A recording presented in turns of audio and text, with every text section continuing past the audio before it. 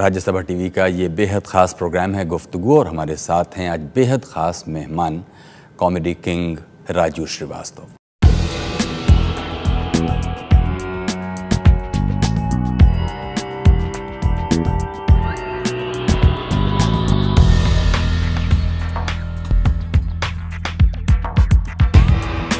राजू श्रीवास्तव हंसी के उस्ताद।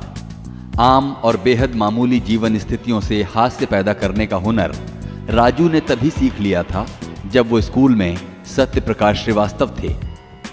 कानपुर के एक साधारण परिवार में जन्मे राजू की जिंदगी खुद कितनी कहकहों से भरी रही या कैसी रही जिंदगी की जद्दोजहद, ये जानने के लिए हमने उन्हें राज्यसभा टीवी के स्टूडियो बुलाया। हंसाने के लिए हजार हिकमतें करने से शुरू हुआ राजू श्रीवास्तव का कॉमेडी करियर आज उस मकाम पर है जहां पहुंचने के ख्वाब हर युवा स्टैंड अप कॉमेडियन देखता है।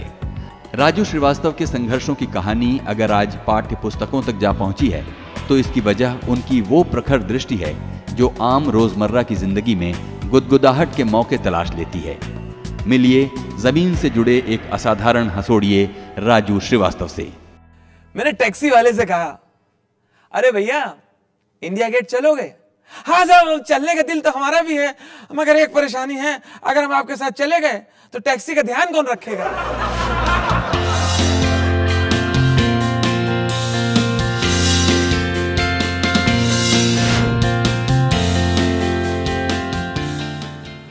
स्वागत है बहुत बहुत राजू श्रीवास्तव प्रोग्राम में। नमस्कार। नमस्ते राजू जी, मुझे बताइए कि हंसाने का ये जो कारोबार जिससे आजकल आपकी रोजी रोटी चलती है जी, क्या यही करने का आपने बचपन से ही, जब से होश संभाला, यही सोचा था क्या? नहीं, बिल्कुल नहीं, ऐसा नहीं। हर बच्चे की तरह मेरा भी बचपना था। हाँ, लेकिन अब मैं याद करता हूँ तो थोड़ा शरारती, थोड़ा कभी अपने टीचर की, अध्यापक की नकल करना, उनको इमिटेट करना, और उसकी वजह से कई बार डांट भी पड़ी। तो इस तरह की हरकतें मैं किया करता था, लेकिन मुझे ये नहीं था कि यही बाद में मेरा प्रोफेशन बन जाएगा या इसी में लोग मुझे इतना प्यार करेंगे या नाम हो जाएगा। मैंने ऐसा कभी नहीं सोचा था। और जब मैं छोटा था तो मुझे क्रिकेट की कमेंट्री सुनाने का बहुत शौक़ होता था। तो स्कूल टू स्कूल जो क्रिकेट मैच होते थे उसमें कमेंट्री के लिए मुझे ले जाते थे लोग। तो लेकिन ये कभी नहीं सोचा था कि यही मेरा पेशा बनेगा। तो वो कौन सा मोड़ या कौन सी ऐसी घटना रही होगी जिस घटना के बाद आपने ये शिनाख्त किया होगा अपने अंदर कि ये आपका करियर बन सकता है? मेरे पिताजी स्वर्गीय श्री रमेश चंद्र श्रीवास्तव जी, तो वो बलई काका के नाम से वो कविताएं करते थे। तो कवि सम्मेलन में जाते थे तो मैं उनकी डायरी झोले से निकाल के पढ़ लेता था। ये कौन सी जगह थी? ये मैं कानपुर की बात कर रहा हूँ। तो वैसे तो आपके फादर का रिश्ता उन्नाव के साथ रहा अगर देखा जाए तो। हाँ, लेकिन बाद में हम लोगों ने जो घर बनाया, हाँ घर बनाया जहाँ पापा की नौकरी लगी कानपुर कचहरी में, तो फिर हम कानपुर के हो गए। ये चल रहा था और घर में टेंशन तो चली रही थी कि ये तो कभी खड़े होकर गाना सुनाने लगते हैं, कभी कविता सुनाने लगते हैं, कभी चुटकुले सुनाने लगते हैं। कोई स्कूटर से आता है, इनको लिवा ले जाता है कि चलो आज फलाने के यहाँ बर्थडे है, वहाँ सुनाना। हमें तो ताली मिलती थी तो हम चले जाते थे।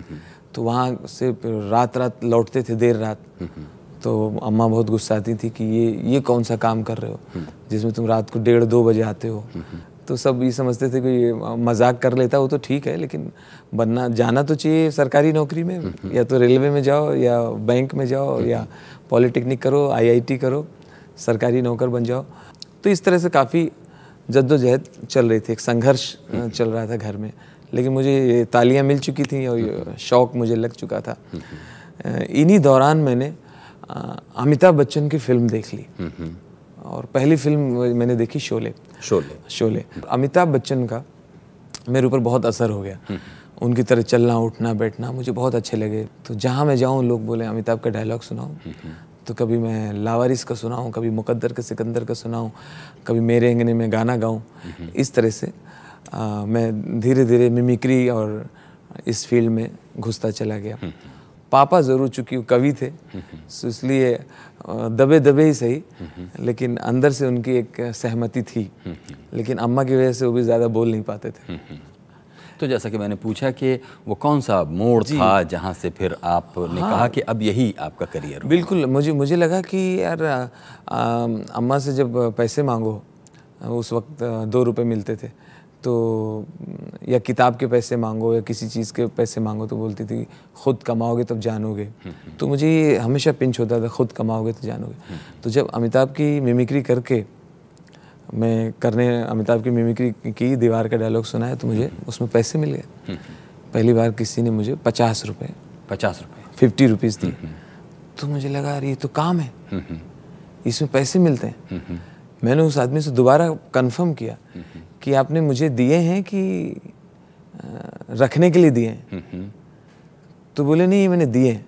तो मैं बड़ा हैरान हुआ कि यार इस आदमी ने स्टेज पे भी लाया और मुझे अपने स्कूटर में बिठा के भी लाया, चाय भी पिलाई और माइक भी दिया और तालियां भी मिली और पैसे भी दे रहा है।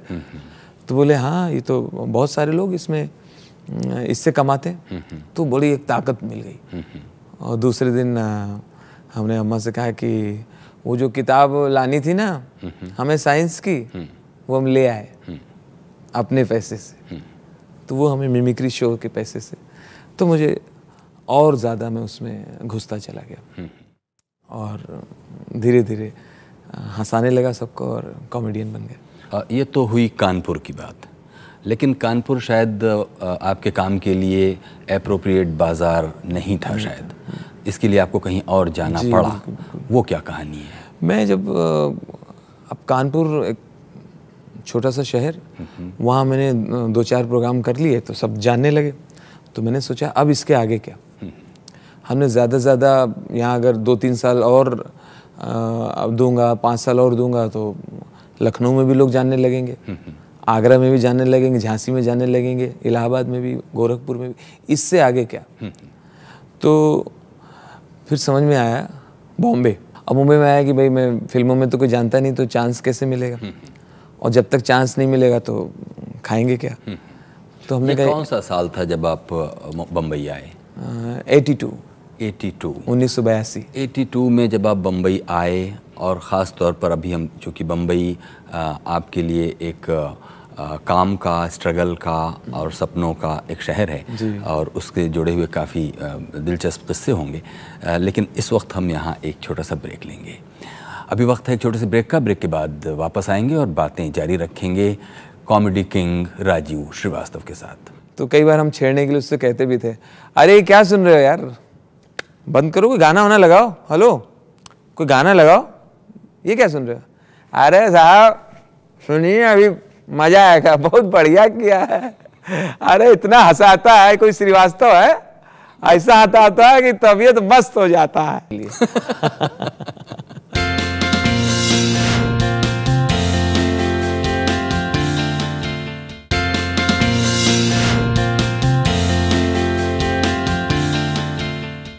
स्वागत है एक बार फिर से प्रोग्राम गुफ्तगू में। आज हमारे साथ हैं कॉमेडी किंग राजू श्रीवास्तव, जिनकी शक्ल देखते ही आपको हंसी आ जाती है, लेकिन इस वक्त हम उनसे उनकी ज़िंदगी के स्ट्रगल और उनकी ज़िंदगी के सफ़र के बारे में बातें कर रहे हैं।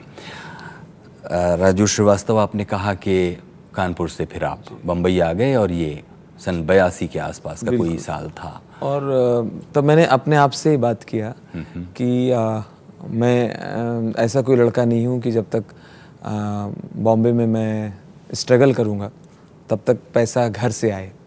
तो हमने कहा कि ओके, ये जो मेरा मिमिक्री है, जो मैं एक्टरों की नकल करता हूँ, नेताओं की नकल करता हूँ, तो हमने कहा मैं बॉम्बे जाके वहाँ जो लोकल ऑर्केस्ट्रा होंगी, म्यूज़िकल ट्रूप जो होंगे, तो उसमें मैं जाके शामिल हो जाऊँगा, उनको अपने सुनाऊँगा, मैं इतनी आवाज़ें निकाल लेता हूँ, तो वो हमें कहीं ना कहीं रख ही लेंगे। हमने वो तो रात में होंगे, तो रात में वहाँ से पैसे मिल जाएंगे, और फिर दिन में मैं बड़े मज़े से सब फिल्म वालों के पास जाऊँगा, फिल्मों में काम मांगने के लिए।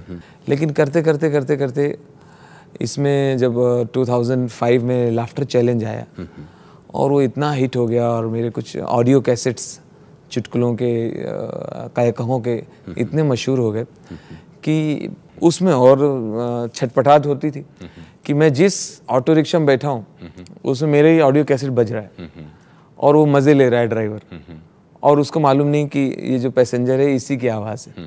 तो कई बार हम छेड़ने के लिए उससे कहते भी थे, अरे क्या सुन रहे हो यार, बंद करो, कोई गाना वाना लगाओ, हेलो कोई गाना लगाओ, ये क्या सुन रहे हो? अरे साहब सुनिए अभी मज़ा आएगा, बहुत बढ़िया किया है, अरे इतना हंसाता है, कोई श्रीवास्तव है, ऐसा आता है कि तबीयत मस्त हो जाता है। देखा मैंने ये उल्टा हो गया मेरे साथ।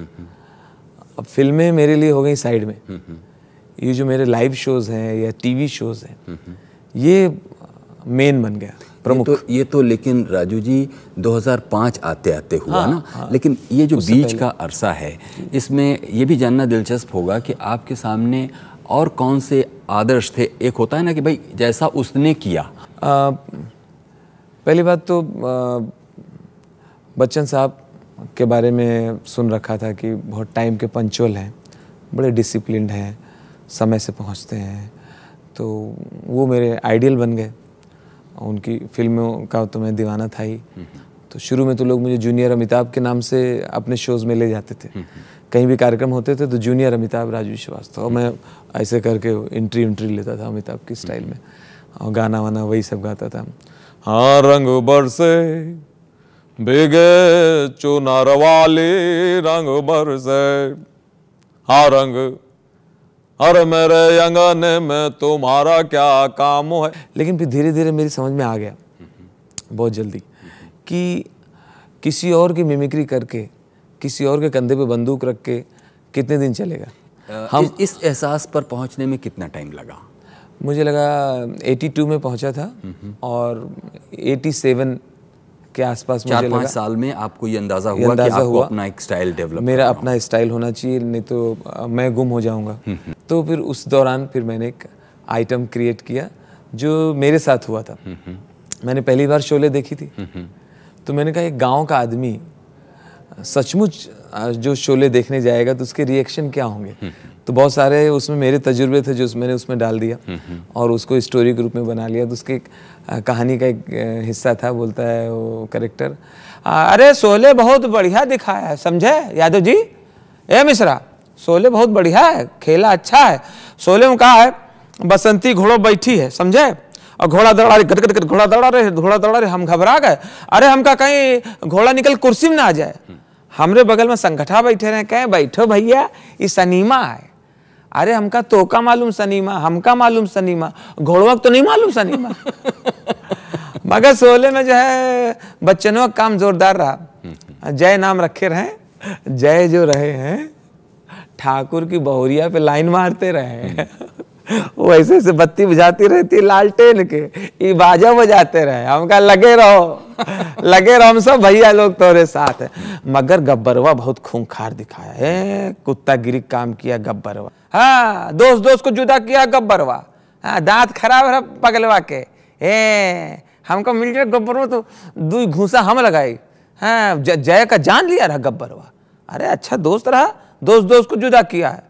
तो जब आखिरी फिल्म का आखिरी में धर्मेंद्र जब मारता रहा गब्बरवा का, हम बैठे रहे सनीमा हाल में, हमको मारो 2 घूसा हमारी तरफ से, ससुरा के टांग पे टांग धर के चीर दे, गब्बरवा की छाती बैठ के चरचरा दे ससुरा के, मारो 2 घूसा। इतने जोश में आ गए कि कुर्सी का पाया का दोनों का पाया निकाल दिया रहा।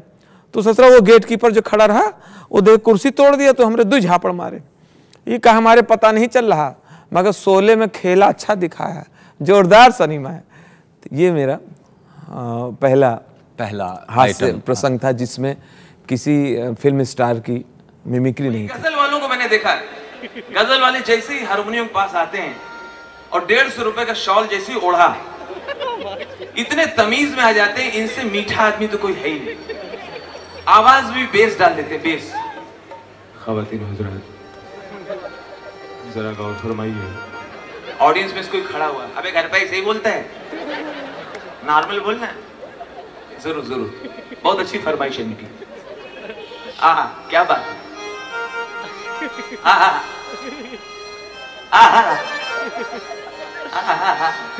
ऑडियंस में कोई खड़ा हुआ, तू ही मजे ले ले, हम लोग घास छीन ले आए। जरूर बहुत अच्छी फरमाइश, इनको भी उठाइए।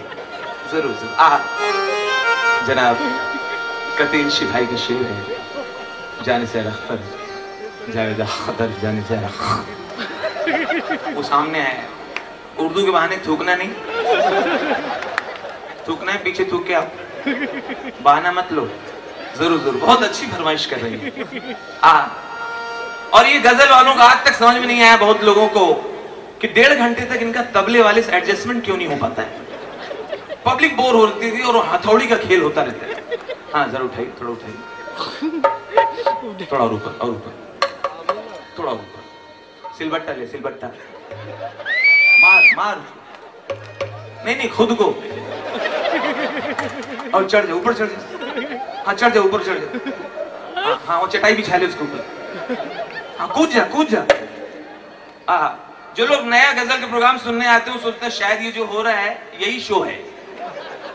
कुछ लोग तो इतना देखने के बाद कई बार घर चले जाते हैं, फिर पड़ोसी बताता है प्रोग्राम उसके बाद था। फिर इनको अगर बहुत एहसान करने के दिल हुआ तब गजल गाना शुरू करते हैं और ये बहुत मेहरबानी करते हैं, बीच बीच में कोई डिफिकल्ट अगर उर्दू आती है लफ्ज कठिन तो उसकी मीनिंग बताते हैं। तो कभी कभी इतने आसान शब्दों की मीनिंग बताते हैं कि लोग भड़क जाते हैं।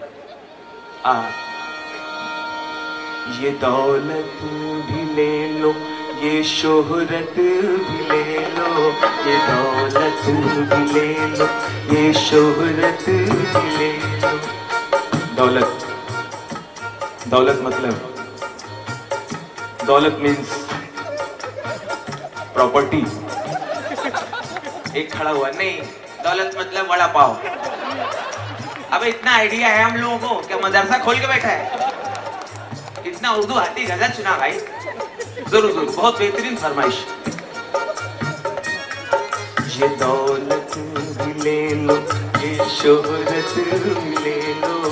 शोहरत, ख़वातीन हज़रात, शोहरत, शोहरत मतलब वो आदमी डंडा लेके आया, अगर मतलब बताया खोपड़ी खोल दूंगा कलिंगड़ की तरह। जरूर जरूर, तशरीफ रखिए। वाह।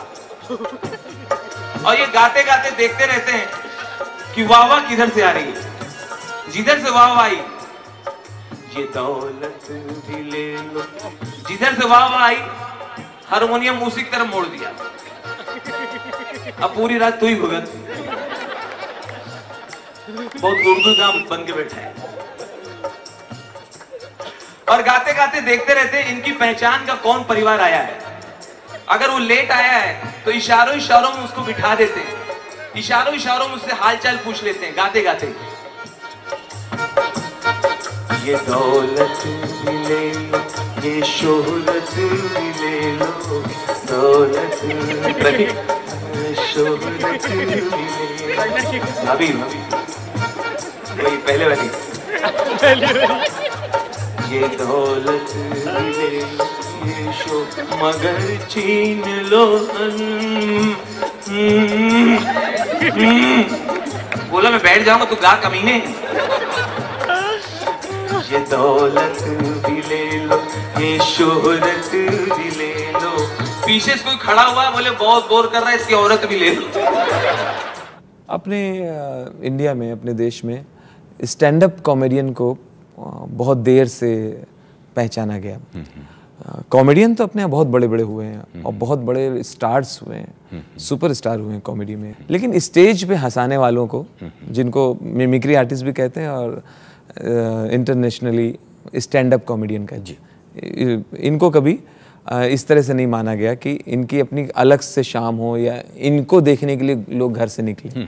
यहाँ तक कि मैंने कुछ शो के दौरान मैं खुद पब्लिक के बीच में बैठा हुआ था, तो जैसे ही अनाउंस होता था कि आपके सामने आपको हंसाने के लिए या मिमिक्री पेश करने के लिए आ रहे हैं फलाने, जैसे अनाउंस होता था तो ऑडियंस उसको समझती थी इंटरवल है, और लोग बोलते थे चलें बाथरूम वाथरूम हुआ है, गुड्डू बाथरूम जाना है, चलो बाथरूम हो जाए, अभी तो मिमिक्री होगी।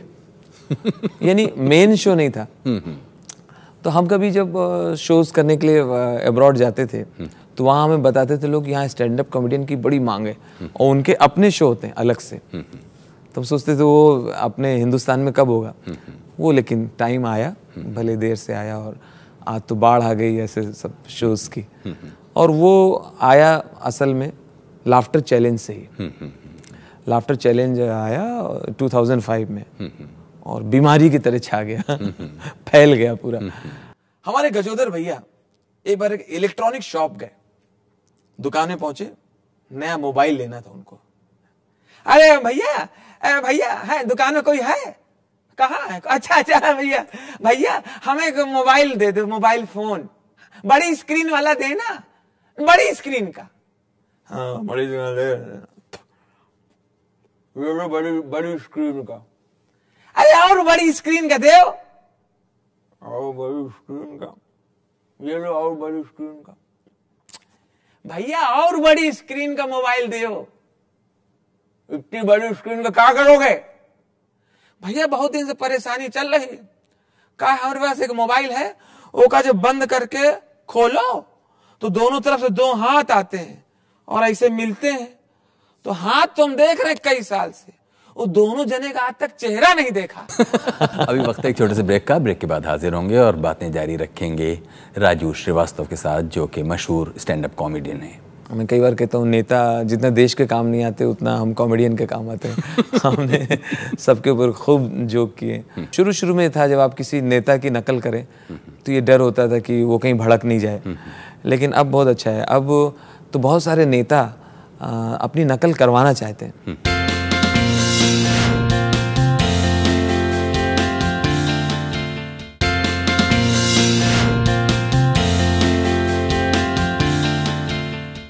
स्वागत है एक बार फिर से प्रोग्राम गुफ्तगू में। आज हमारे साथ हैं राजू श्रीवास्तव, जो कि मशहूर स्टैंड अप कॉमेडियन है। राजू, आपने कहा ब्रेक से पहले कि आज जो कॉमेडी का बिजनेस है वो बीमारी की तरह छा गया है। इसमें कुछ आपकी राय भी शामिल है, क्या कहना चाहते थे आप बेसिकली?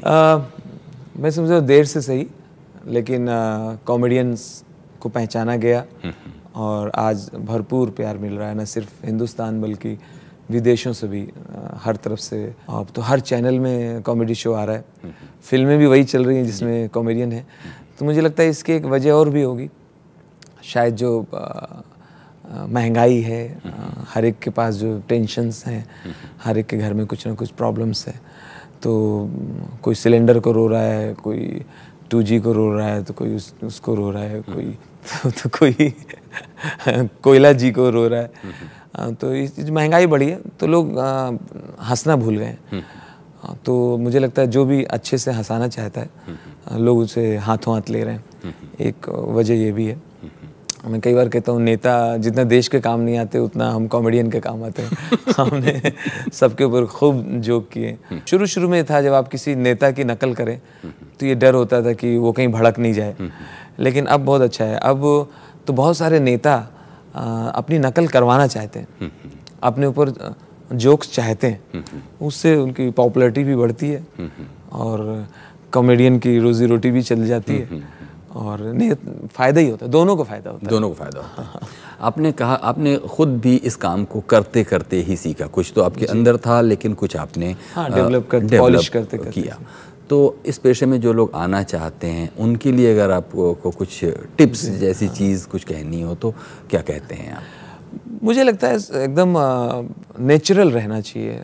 पब्लिक उसे पसंद नहीं करती जो थोड़ा बन के स्टेज पे आए, थोड़ा अपने आप को हीरो जैसा फील करे कि अब तो मैं मशहूर हो गया हूँ। थोड़ा hi, how are you, are you enjoying, ये कुछ स्टाइल। ये कॉमेडियन जब परफॉर्म करता है तो लोगों को लगता है कि हाँ यार ऐसे ही तो हमारे ऑफिस में भी एक आदमी है। अरे बिल्कुल सही कह रहा है यार, हमारे मोहल्ले में भी ऐसे ही होता है। अरे हाँ यार ट्रेन में ऐसे ही होता है। अरे वो जो राजू श्रीवास्तव बता रहा ना, ट्रेन में ऐसे ही देखा हमने। हाँ एयर हॉस्टेस फ्लाइट में ऐसे ही बात करती हैं। तो हम बात करते हैं कभी रिक्शे वालों की, कभी सब्जी वालों की, दूध वालों की, तो हमें वैसे ही बिहेव भी करना चाहिए।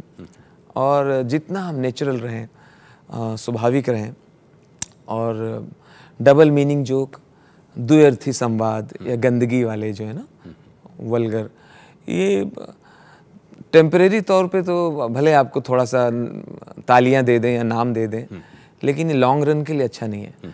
जितना हो सके नेचुरल बातें। हमारे पास अपना पूरा देश है, चाहे खेत खलियान की बात करें, किसान की बात करें, अपनी ट्रेन में क्या होता है उसकी बात करें, तो गंदे जोक्स बोलने की आवश्यकता नहीं, और जितना हो सके सबके बीच घुले मिले। जैसे आज मेरी बिल्डिंग का वॉचमैन आज भी मेरा दोस्त है, मैं अपने ड्राइवर से बातें करता हूँ, पुराने दोस्तों के घर जाता हूँ, तो मैं ज़मीन से जुड़ा हुआ हूँ। अब तो मतलब आप ज़मीन से कटने की भी संभावनाएं धीरे धीरे बन रही होंगी। अब मुझे लोग, ऊपर वाले करम है कि लोग फ्लाइट दे देते हैं, तो फिर मैंने फ्लाइट में क्या क्या होता है वो बताया, एयर हॉस्टेस कैसे बात करती है, क्या क्या खाने का ऑर्डर कैसे लेगी, excuse me what you prefer, veg और नॉन वेज। अब कोई हिंदी भाषी आदमी है जो समझे नहीं, तो बोले ऐसा बढ़िया कुशल मंगल है, कोई परेशानी नहीं है, सब आनंद है। नो नो नो, वेज और नॉन वेज, हाँ हाँ सब ठीक है, सब ठीक है, बढ़िया है। शाकाहारी या मांसाहारी है? बिहारी बिहारी। और आखिर में राजू श्रीवास्तव जी, हम आपसे ये चाहेंगे कि इस पूरी बातचीत को हम इस नोट पर ख़त्म करें कि जैसा कि कहा जाता है कि आप एक काफ़ी कुशल ऑब्जर्वेशनिस्ट हैं, जिस तरह से मैं आपसे सवाल पूछ रहा था, अगर आप मुझे इमिटेट करें तो मुझे भी पता चलेगा कि मैं क्या कर रहा होता हूँ, मतलब जब आपके साथ बात कर रहा होता हूँ। हाँ,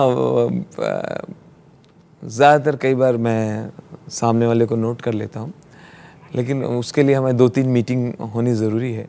आप माशाल्लाह बहुत तमीज़ से और बहुत तहज़ीब से बात कर रहे हैं, तो मुझे एक एबनॉर्मल चाहिए होता है कैरेक्टर्स। आप तो बहुत अच्छे से जी, तो आप बताएं, आप इस बारे में आपके क्या ख्यालात हैं, आपके क्या तासुर हैं, तो इस बारे में हम आपसे जानना चाहेंगे। तो आपकी ज़बान बहुत साफ़ और बहुत अच्छी है। वैसे जो थोड़ी डिफ़िकल्ट है मिमिक्री करने, वो मैंने किया अभी बीच में। एक मेरा कॉमेडी प्रसंग है, बनाया था कि मैंने एक बार एक मैडम से कहा, मैडम आप इतनी गोरी हो, आपके हस्बैंड इतने गोरे हैं, फिर आपके 3 लड़के इतने काले। हाँ, ये तीनों आपस में एक दूसरे से जलते हैं। ये थे राजू श्रीवास्तव प्रोग्राम गुफ्तगू में। कुछ कहना चाहते हो तो हमें लिखिए feedback.rstv@gmail.com पर।